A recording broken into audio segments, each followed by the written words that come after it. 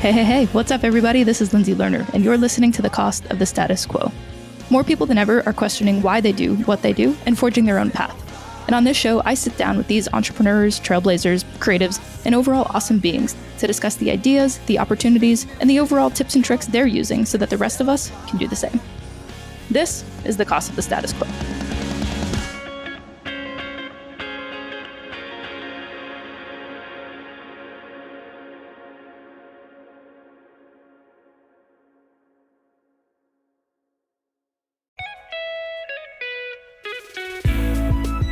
Elevate your sound game with Filtrate, the perfect upgrade for your recording or office space. Our producer Andrew has been pushing for a better recording environment. Say goodbye to basic egg crates and hello to stylish felt tiles that not only reduce 35% of ambient noise, but also show off your unique design sense. And the best part, these tiles are made from recycled bottles, making your recording space both stylish and eco-friendly. Get 10% off at feltrate.com with code CSQ10. That's CSQ10. Let's give Andrew and you, our listeners, the top-notch sound that you deserve while making a positive impact on the planet. Share your creative Feltrate designs with us and join the sustainable sound revolution.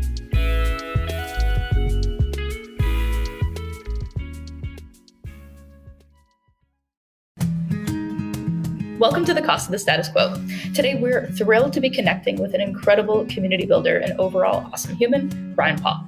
Ryan has made a name for himself in the world of building highly curated, tech-savvy communities for ambitious professionals. He's co-founded Brazen, Careerist, a career management site that's helped thousands of young professionals and ambitious college students reach new heights in their careers. He's also co-founded Young Entrepreneur Council, YEC, an invite-only organization for top entrepreneurs 40 and under that's been recognized as one of the most elite organizations of its kind. But Ryan isn't just a business mastermind. He's also a true community builder at heart. He's passionate about creating a positive and valuable experience for members, and it shows in the success of the communities that he's built. Now, Ryan's on to the next big thing, Community Co., where he's working to launch dozens of vetted communities to help ambitious professionals connect, network, and take their careers to the next level. We're so excited to have Ryan on the show to talk about his journey and give us an inside look into the mind of a true community building expert. So listeners, sit back, relax, and get ready for some serious community building inspiration. Don't forget to subscribe, rate, and review. It really does help. Welcome, Ryan. We're thrilled to have you here. I'm glad to be here. Thanks for having me. No doubt. Let's dive on in all the way back to the beginning with a bit about where you grew up and what that was like. Wow. All the way back to the beginning then. All the way back. So I'm a Jersey boy. I grew up just on a normal suburban street, had a lot of fun friends. I used to go out and play stickball and hang out until we all got yelled at to come in and have dinner. Went to high school, got, mediocre grades, had a lot of fun doing it, and then got told it's time to go to college, and reluctantly I went. Spent 4 years there, just bouncing around from different degrees, not feeling ready to really settle down on, what I'm supposed to do for the rest of my life.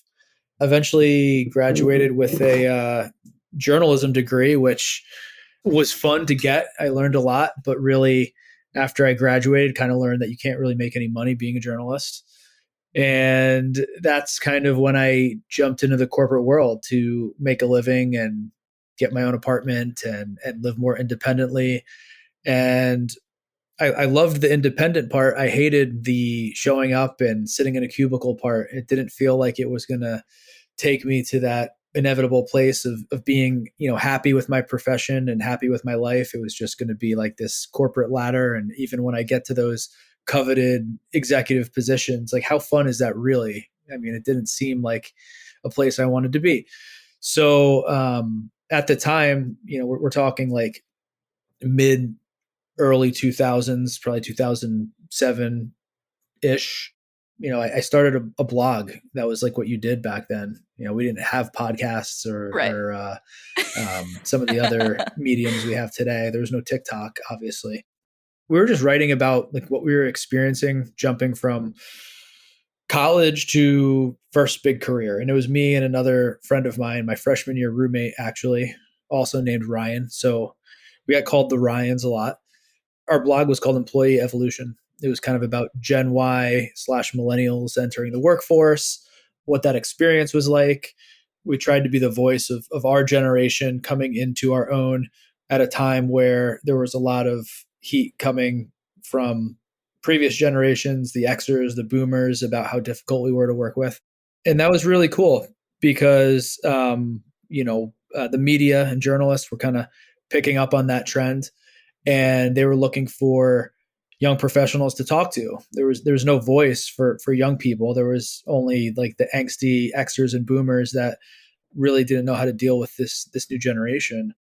Lo and behold, we just ranked high for Gen Y professional workplace content, and we started getting calls from everyone from the New York Times to 2020. We got featured in a segment with Morally Safer back when he was alive, who's like a veteran like in that sort of world of news magazines. So that's a really awesome thing. Yeah, without a doubt, especially so young. It's intimidating, but it was fun, and it was like really a good crash course for learning how to work with the media, which kind of came back into my sphere later in life, which we'll get to.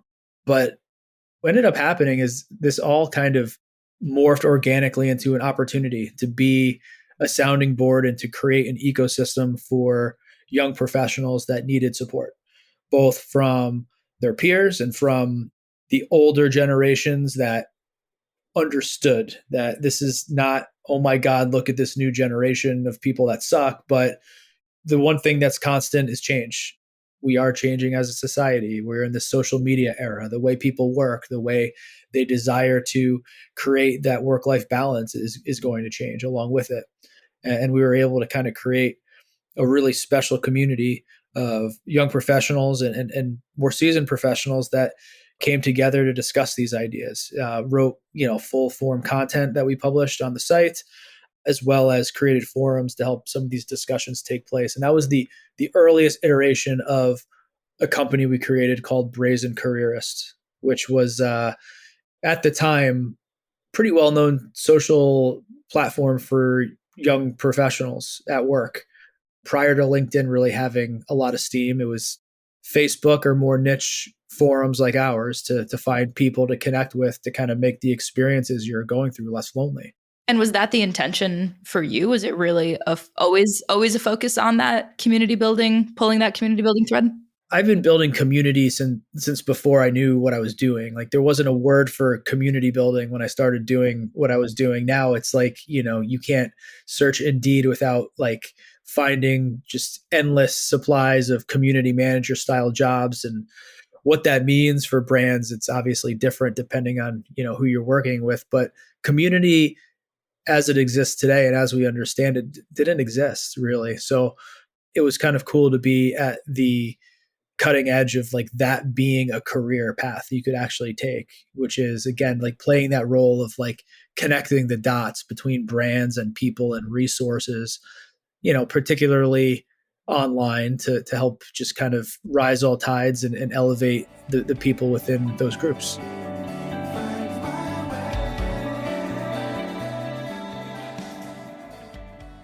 Were there any parts of your upbringing that you think really influenced your perspective on this building, and not only building, but building and curation of different communities?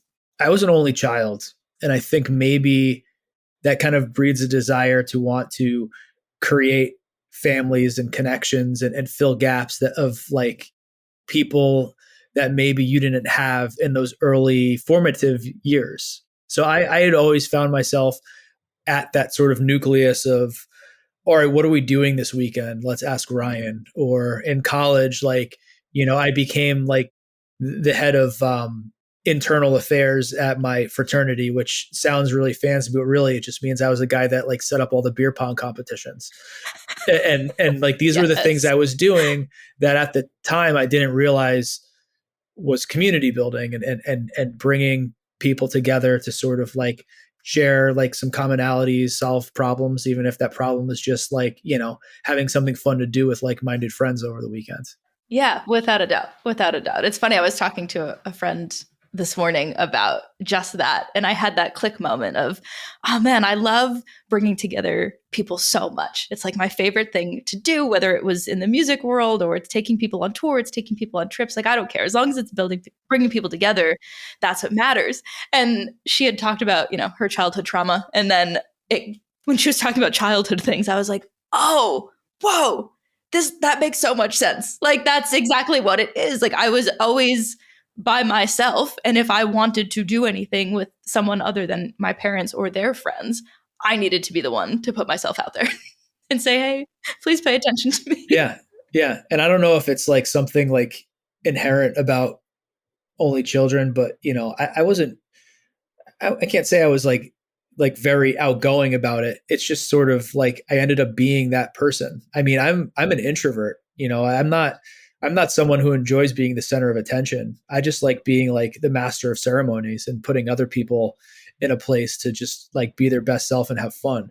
So I don't know. I don't know how to like really help someone figure out if they have those qualities. They just like, you just have to know, right? It's probably like, there's no Myers-Briggs for this. It's just kind of, if this sounds like you and it just like hits the right spot, well, maybe this podcast will be helpful.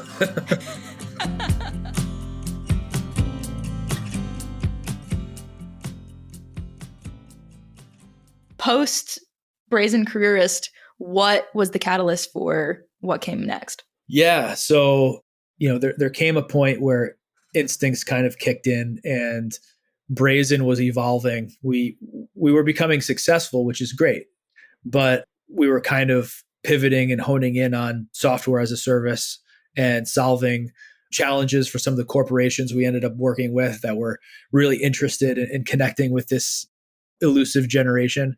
And the community stuff just kind of took the back seat. So I started trying to fill that gap with other stuff. And one of the ways I did that was through connecting with friends who were also just good enough buddies to connect me with other people where they saw an opportunity for something to spark. And that's how I met Scott Gerber, who's my business partner today. He's an author, serial entrepreneur, speaker. And at the time, it was starting a organization for young entrepreneurs called YEC, stands for Young Entrepreneur Council. And he invited me to join. And I said yes. I mean, the people he was surrounding himself with were people like Alexis Ohanian from Reddit back in the day when Reddit was still pretty well known, but not like the Reddit that it is today and not the Alexis Ohanian that we know today. Founders of Rent the Runway, people that were like as old as we were, but accomplishing such great things. So it was fun to be able to connect with those people, but also just I couldn't stop thinking about how this group could become something so much bigger. And I knew there were organizations out there for entrepreneurs, but nothing specific for like this next generation of entrepreneur. And that's how YEC was really born, like as a business, not just a community and a hobby and a collective of just, really awesome people that happen to be advocating for entrepreneurship at a time where youth unemployment was at an all-time low. We turned it into a business. We started charging membership dues. We started building our product. We started building operations and systems and processes for managing a community. And it became a business. It became something that, we were working on every day and something that was supporting our families. And all of a sudden I had a new job. I stepped back from Brazen and stepped, full-time into working with Scott on YEC as a partner. That's how the first iteration of our new company was born. And there's so much more to it. YEC is really just the beginning, but that's kind of how I made that big leap. Yeah. It's so cool to be reminded of the full story. I think it's so fascinating. And could you speak to the importance of creating a not only positive, but valuable experience for members in a community and how you went about and still presumably go about ensuring that members really feel welcomed and supported in that environment? I mean, it's so important that you have someone like you or I at like that nucleus when you're starting your community. Like it's not something that you can just build a blueprint for and hand over to an intern. That's like the recipe for failure, and why so many brands like fail to build community is they think, well, all right, well, this is a good job for the intern over there. And 6-12 months later, they're wondering why their community sucks. I think it's you who kind of sets the tone. It's you that sets the purpose. It's your capabilities or willingness to be vulnerable and to create kind of like a safe space for people to share challenges and uplift one another.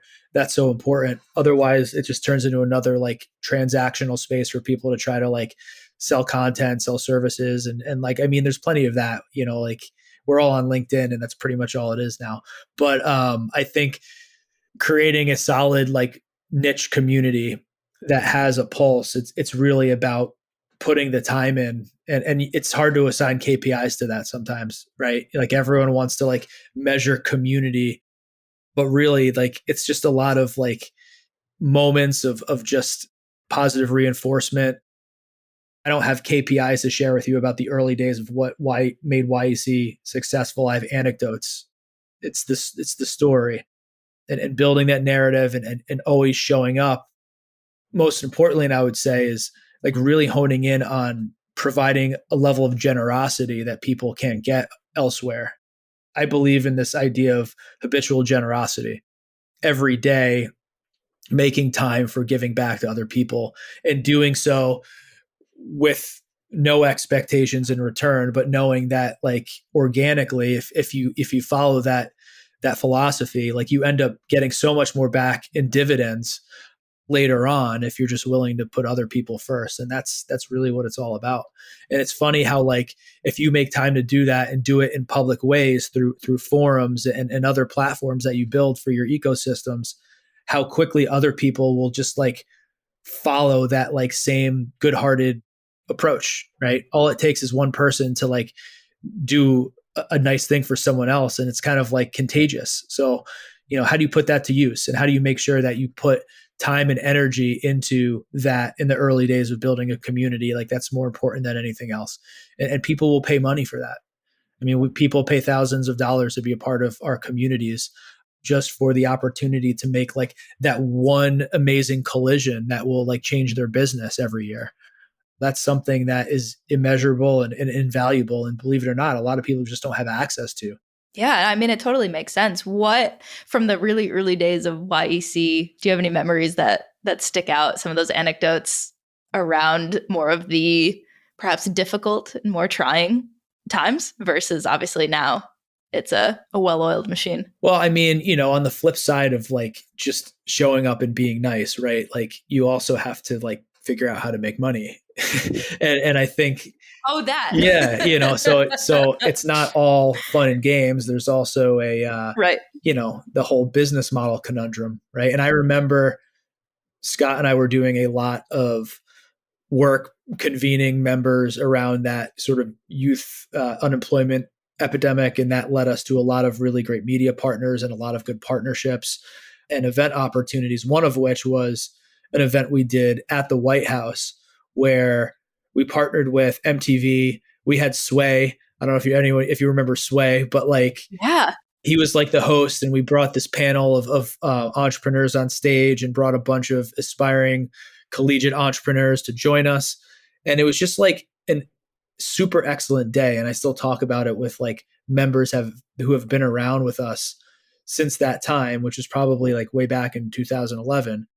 We had the event, we were all energized, hyped up, and then we went to the W Hotel, which I don't think is there anymore, but it used to be like right next to the White House. It's called something else now, but long story short, great rooftop balcony. We had everyone show up, had a bunch of drinks. And I remember this moment where Scott and I are just kind of like decompressing with a drink, looking like over, the landscape of DC.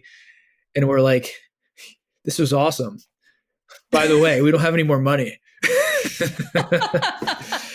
And, that was sort of like one of those pivotal moments where we decided, all right, like we have to start like charging people for this. We thought maybe we would just do it off of sponsorship and be more of a nonprofit model. But frankly, that didn't work for us, especially because we were both entrepreneurs at heart and kind of enjoyed like being in charge of our own destiny. And when you're kind of beholden to sponsors and partners whose objectives change every quarter, and you don't know whether or not they're going to write a check to help you cover the next year. It kind of sucks.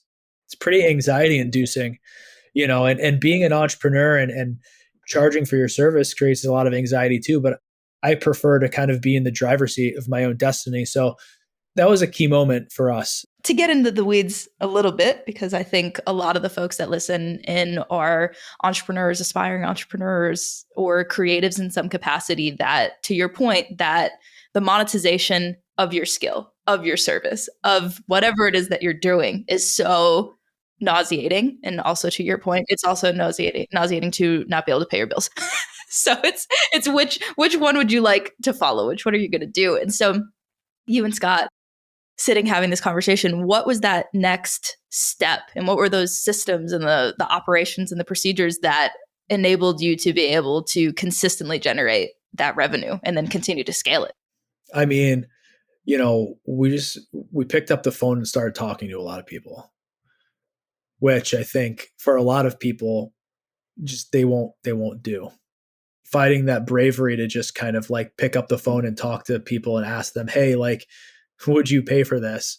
I mean, that's like it's an awkward conversation. I imagine I can't remember the first conversation I had like that, but damn, it was awkward, and you get better at it.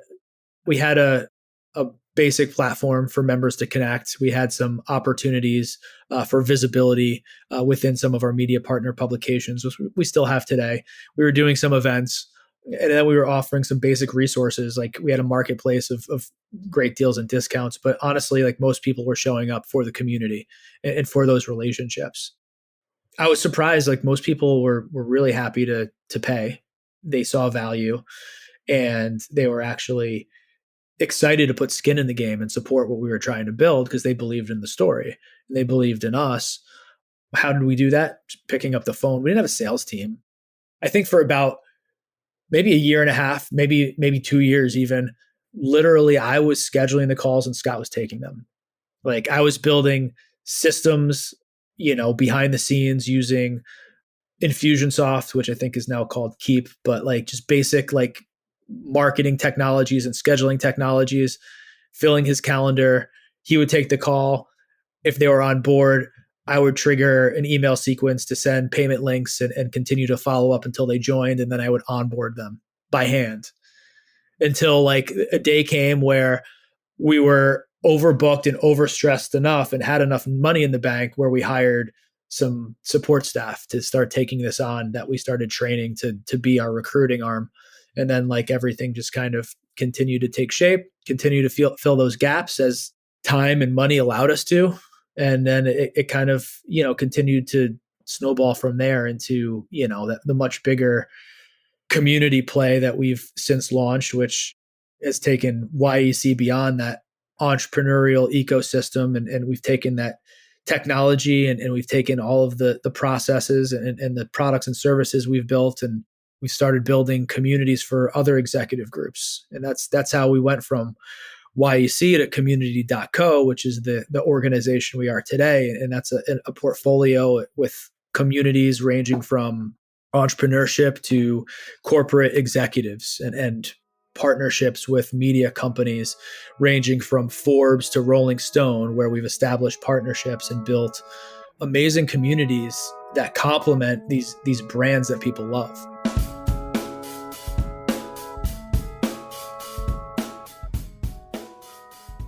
How do you see technology really continuing for you to play a role in the community building, and how are you integrating that in a meaningful way?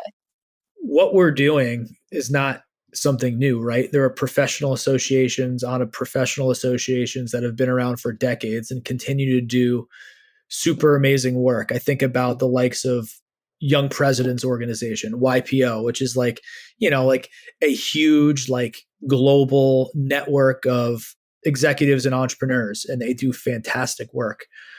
But a lot of these organizations are very in real life first kind of communities, right? They rely on forums. And by forum, I don't mean like an online forum. I mean like this sort of like AA style meeting that happens once a month between a bunch of executives to talk about their problems. And it's incredibly powerful.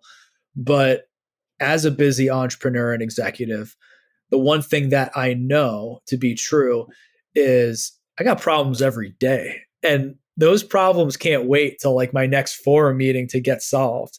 So what we decided to do instead of just competing directly with that product offering is to take a different approach and like offer the real-time support in your pocket whenever you need it. If I have a problem today, Lindsay, like I want to put up the bat signal like right now through an app and know that like I've got a group of trusted peers that will offer me support and jump in with just the spirit of generosity to help me get past that problem and get towards solutions fast. And that doesn't mean that I don't still need to go to my forum meeting and debrief and do that postmortem to find out, damn, how did I find myself in that corner and how can I make sure I don't find myself in that corner again? But it helps us get to results faster than the competition and it helps us solve our problems and continue to grow our companies. And like, you know, the reality is whether we like it or not, like business is moving fast. You can't slow down and you have to find ways to solve your solutions faster. Otherwise, someone else will solve that solution for you and beat you out of the market. That's where I think, you know, the value of real-time digital first connectivity, you know, in a very curated group, right? Not like Facebook or LinkedIn or Twitter, but like a curated community can really like change the game for business leaders that are striving to be their best. Right. And along that same vein, do you have any specific tips or tricks or habits that you've learned along the way that are able to create the space for you to be able to operate at such a efficient level that you've been able to do? Yeah, you know, like I think it's probably like a pretty basic answer, but most entrepreneurs that struggle to get over that plateau and really start scaling are struggling with one specific thing, and it's delegation.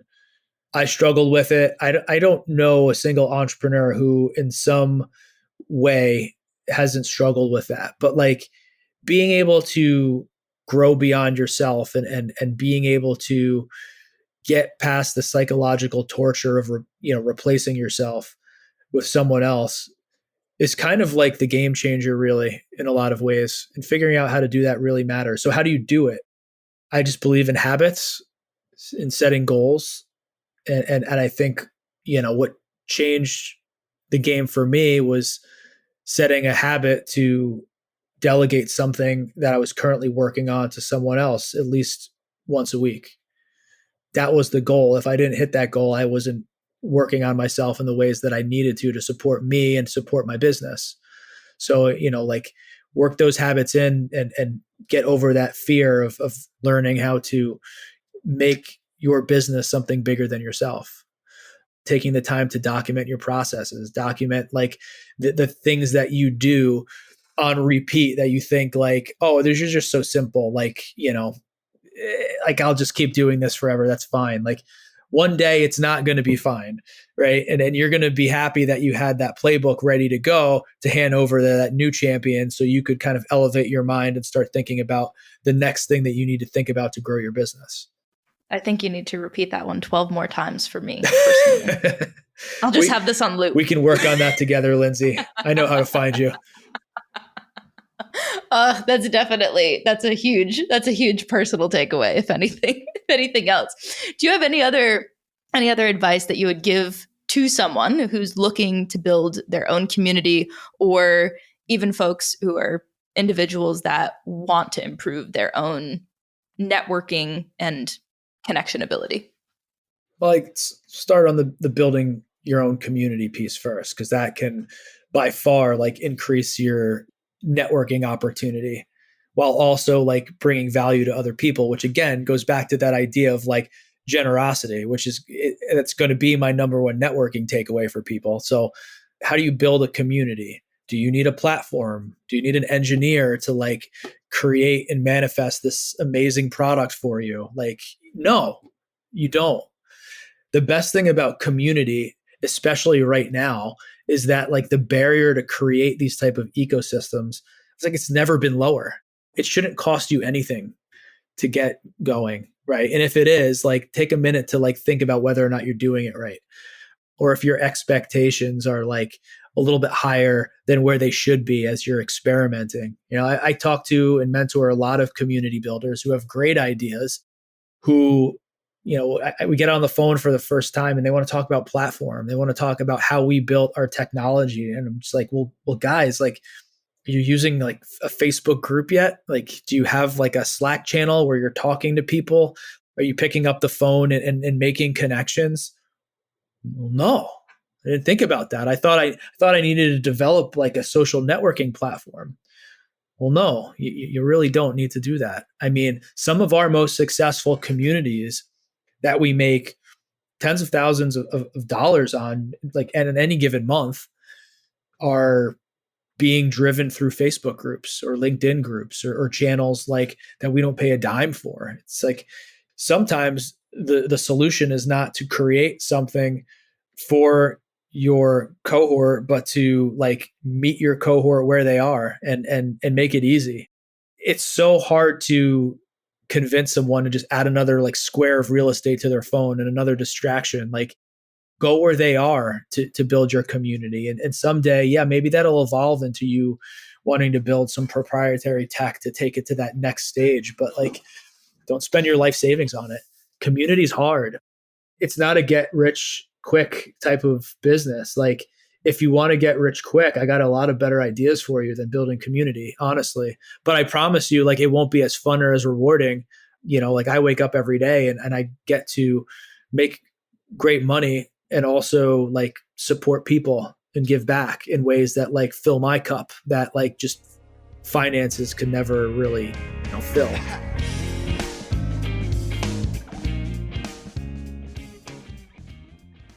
Is there a specific moment or particular moment that was particularly memorable or impactful for your career thus far as a community builder?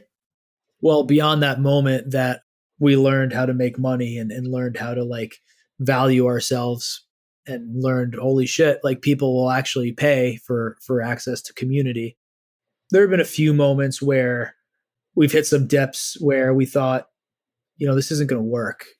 We hit some moments in time where we were scared about the future of the company. I mean, COVID was like a big one, as an example.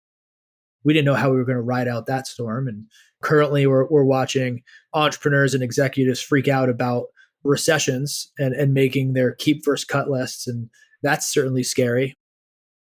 What I've learned is like these storms are easy to weather. Any storm is easy to weather if you follow trends and you take the time to be proactive. COVID, as an example, like 2020, March, April-ish, like we saw dips in, revenue, and we thought, oh shit, we're going to have to lay people off. This isn't good, right? But we were really proactive and, really made some moves early on that helped us not become like a COVID statistic. We deferred some salaries and people were welcome to do it because they understood the moment that we were in. We slowed down. We moved everyone to a 4-day work week to kind of compensate for like, not being able to pay them, obviously, the way that we wanted them to be paid. And we kind of like wrote it out, but with all of these, safeguards in place that like were proactive, not just reactive to what we knew was coming. 2 months later, like paid everyone back. We got back on track to normal 5-day work week. Sales, memberships like spiked even higher than they were before COVID. And, we turned kind of a really scary moment into an opportunity. So I think like, again, like if you're willing to be proactive and kick fears and anxieties to the door during like times where it feels like you're just supposed to like hunker down, you can find some great opportunities. Right now is a great opportunity for people to start communities to support people who are struggling during like a tough economy. Not just business people, right? Like normal people that like are not sure how they're going to get groceries this week. What can you do to support them and create ecosystems that help people feel less lonely in dealing and coping with that kind of experience? Like how do we lift each other up to get through tough times and back to prosperous ones? I think you have to be looking for those patterns and looking for those moments where we see something coming and strike while that iron's hot. Those have been the best moments for us as a business, that have always been moments where we've come out of the other side bigger and better and ready to kick ass. I love that. I love that. And before we wrap up, we do ask every awesome human that comes on the show 2 questions. What is the best piece of advice that you've ever gotten? And what is the worst piece of advice that you've ever gotten? In any order. Okay. Best piece, share your ideas. This was from one of my first co-founders, Penelope, in Brazen Careerist.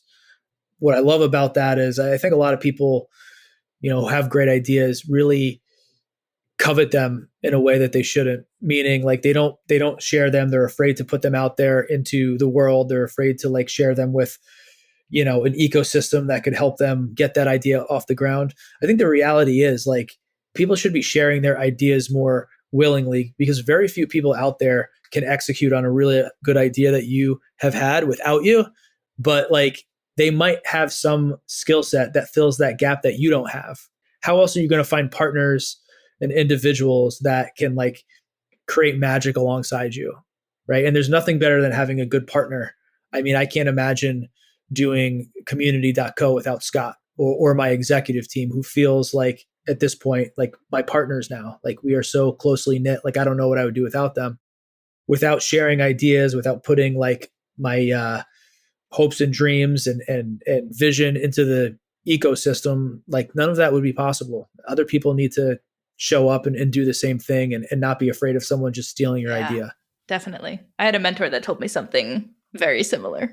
He was like, Lerner, you gotta, it doesn't matter. Nobody's you. You're the only one who's going to be, he was joking. He was like, you're the only one stupid enough to do this. So just go out and do it. No one else wants to do this. I was like, thanks, right. Jim. Yeah. Well, Jim's right. And worst piece of advice. I think that going to college right after high school is overrated. I think that it's like the worst time to like make a ginormous like investment and take on so much debt. I like would never trade my college experience for anything because it was crazy. I almost didn't graduate. I had a lot of fun. I learned a lot about myself. I came out probably a better person, but maybe a worse person. Who knows? I mean, good and bad, but like I wouldn't trade it for anything because it's where I am today. Long story short though, like I wasn't there to like figure out my future. I was there to just like take that next step in like the social journey of life. But if I had like taken a break from education after my senior year of high school, gotten a job, moved into my own apartment, learned what it's like to pay all my bills, learned what it's like to like, have to like get a paycheck, and explored opportunities like that really helped me understand not just the importance of like passion, but the importance of like an income. I probably would have like jumped into the college journey more serious and more focused, because there's an understanding of like the hard skills that I knew that I would need at that point to go and then do, what I was going to do with my life. Like if I had known that I was going to be so involved in the technology space and working with really smart ass engineers all day on building products, like I would like to know a little bit about coding so I could, not sound so stupid on the phone. And I would have like spent time doing that, and maybe like given some time in the real world, understanding how high the stakes can be. Like I would have figured that out, and I would have like, jumped into an education with like, a little bit different state of mind. Well, thank you for sharing all of that. The tips, the tricks, the stories, the habits, all of the things. Hilarious, as always. And I Just super appreciate your time today. Thank you so much. Same here. This was fun.